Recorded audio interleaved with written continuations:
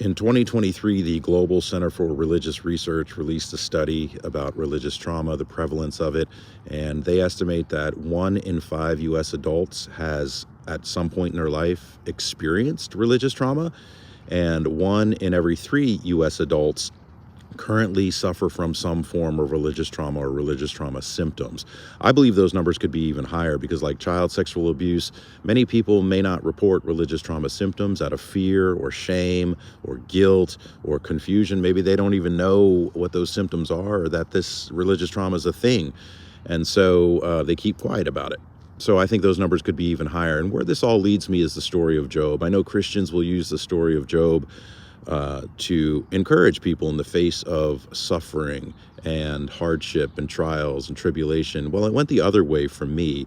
Job taught me how to catastrophize. And so as a child, I was sexually abused. And then in 2011, I was diagnosed with a rare neuromuscular disease. And so I've had these traumatic events in my life.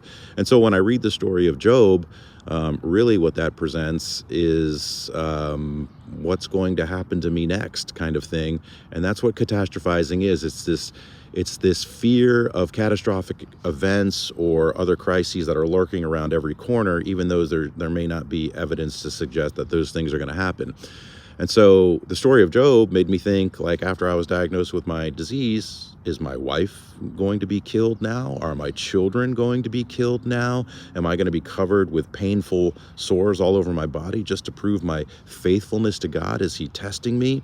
And so every day I had panic attacks and I was dealing with depression and anxiety and suicidal ideation because I didn't want to experience more catastrophic events. So that's the story of Job for me. And that's how the story of Job can create religious trauma and perpetuate religious trauma in people. And so I think the Bible should come with a warning label, just like cigarette packs. So when you open your Bible, right there on page 1, there should be a warning label that says, warning, this book may cause and does cause trauma for some people. So read it at your own risk. Wouldn't that be something? So that's all I got for you guys right now.